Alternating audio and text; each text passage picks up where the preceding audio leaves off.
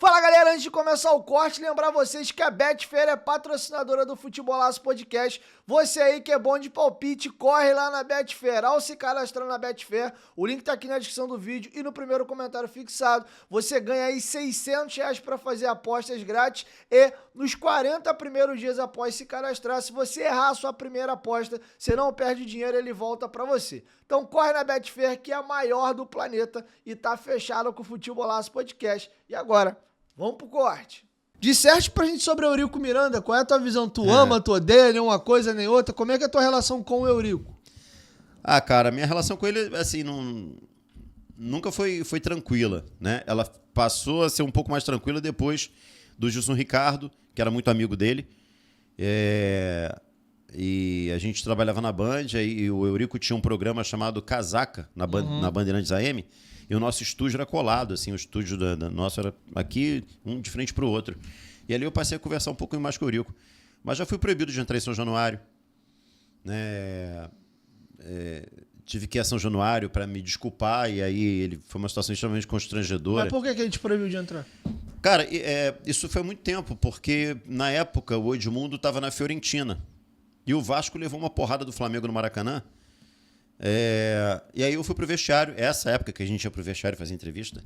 Aí eu desci pro vestiário e o Eurico tava no vestiário, e ele falando que o Edmundo ia voltar pro Vasco, o Edmundo tinha deixado aquela imagem vencedora de 97, né?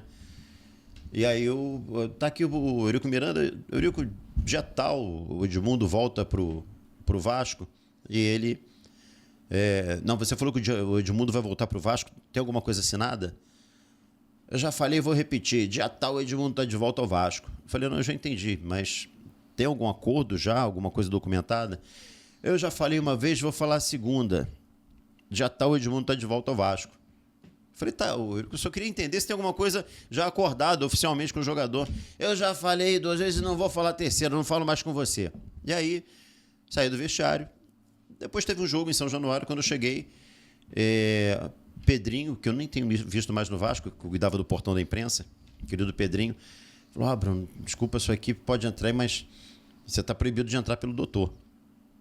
Aí quando vi, éramos eu, Luiz, o Rui Fernando, que na época era da Rádio Globo, e tinha mais um profissional que eu não me lembro quem era. Eram 3.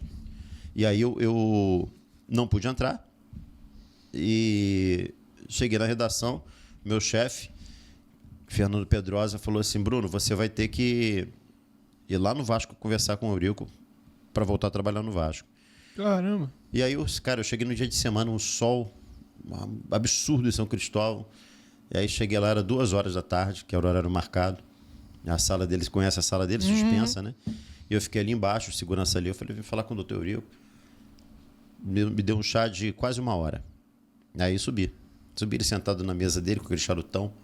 Falei, doutor, tudo bem? Vim conversar com o senhor. Conversar comigo?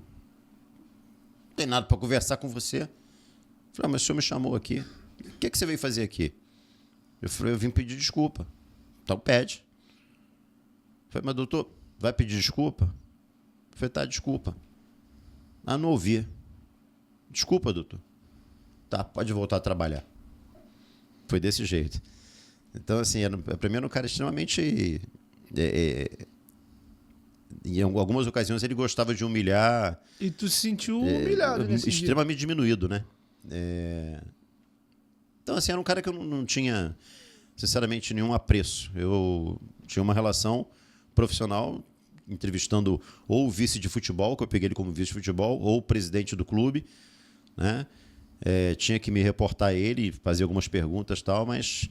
não seria um cara que eu frequentaria a casa dele, não. Mas como é que é esse processo na tua cabeça do... Primeiro receber a notícia de que eu tô proibido de entrar num local aonde você, pelo teu relato aqui, não fez nada, só queria uma confirmação. Uma pergunta, né, cara? Uma pergunta normal, e aí, de repente, você toma um choque de que tá proibido, tu volta ao teu local de trabalho para informar o ocorrido, e como é que é o processo de convencimento teu de... você vai ter que ir lá agora pedir desculpa por algo que você não fez. Como é que foi esse processo entre ir à empresa, comunicar a tua empresa do ocorrido e depois ir a São Januário pedir desculpa por algo que você tem com você que você não fez, mas estava sendo forçado a fazer para poder voltar a trabalhar. Como é que foi esse bastidor contigo mesmo? Foi muito ruim. Primeiro que eu falei isso exatamente com o meu chefe na época, com o Pedrosa. Eu falei, cara, eu não fiz nada para pedir desculpa. Né? Eu tava trabalhando. Ele, eu sei, Bruno, mas, pô, tu conhece o cara, que não sei o que, etc e tal, vai lá. E aí, cara, você meio que se violenta, entendeu? Você violenta a sua dignidade. Mas, enfim, vamos lá, né? Tem que pedir desculpas, a gente tenta engolir o orgulho e vai. Só que você sai de lá mais ferido ainda, depois de uma reação dessa do cara, né? Que o cara faz questão de falar pra você, você é um merda. Ele não fala isso explicitamente, mas é o recado que ele te dá. Cara, você é merda, você é pequeno e você só tá aqui porque eu deixo. É o cara que trata um clube da grandeza do Vasco como se fosse o quintal da casa dele, né, cara? Eu acho que o documentário A Mão do Eurico mostra muito isso também. Né? Eu acho que ali fica muito isso. A própria história, né, o enredo do documentário mostra como ele se perdeu na questão do dirigente com o cara que é apaixonado pelo clube e que acha que aquilo faz parte da vida dele de maneira integral. Virou uma né? coisa só, né? É, exatamente. Como se ele tivesse virado o Vasco. O Vasco, né? Exato. Ele virou instituição, né? E a coisa não pode funcionar assim. E assim, não tô dizendo que é o caso específico dele, tá? Vou levar até para um outro lado. Isso acontece muito com um fanático, né? O cara se perde, pode ser um fanático religioso, Sim. que seja. Aquilo se mistura, as personalidades às vezes se entrelaçam e a coisa é escalada para uma potência. Isso às vezes gera episódios positivos e outros melancólicos. Um positivo dessa personalidade dele é o fato dele não admitir, sob hipótese alguma, que o Roberto vai jogar no Flamengo. E o cara chega ao ponto de a Espanha rasgar um contrato assinado. Aqui o cacete, tu vai para lá, tu vai voltar pro Vasco. Gerou um puta episódio maravilhoso, positivo pro Vasco. Mas às vezes acaba gerando outros episódios negativos também, que eu posso dar como exemplo, na minha opinião, o caso do SBT. Também. Que ele pega um problema pessoal dele com a emissora com a Globo, e aí ele usa o Vasco pra fazer o revide. E o reflexo que o Vasco tomou depois daquilo foi absurdo. Foi. O Calheiros até teve aqui uma vez e o Calheiros, porra, eu achei aquilo do zaralho e tal. Falei, cara, naquele momento é mesmo. Tu é campeão, esfrega na cara da Globo ali o logo do SBT, mas a consequência depois daquilo.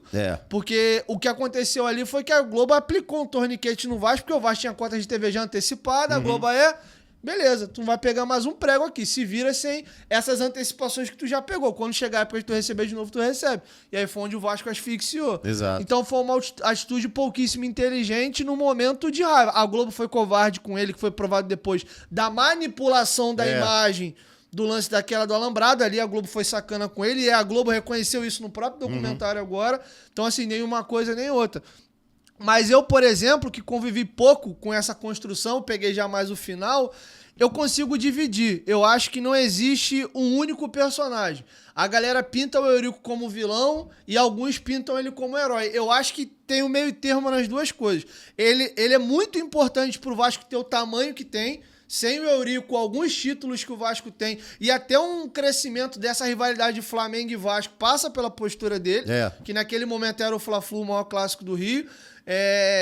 Mas ao mesmo tempo a derrocada que o Vasco tem depois tem o dedo dele também. Então eu não consigo enxergar só o heróizão, como alguns colocam, e nem só o vilão. Eu acho que dá pra você ter um meio termo das duas coisas, que é até meio complexo, né? De como é que tu bota pra equilibrar isso numa balança. Mas sem dúvida ele é um dos personagens mais importantes da história do clube. Cara, assim, eu não vejo ninguém assim, todo mal ou todo bom. Exato. É isso. Mas o Eurico teve, claro que ele teve a importância dele pro Vasco. Se eu negar isso, eu sou maluco.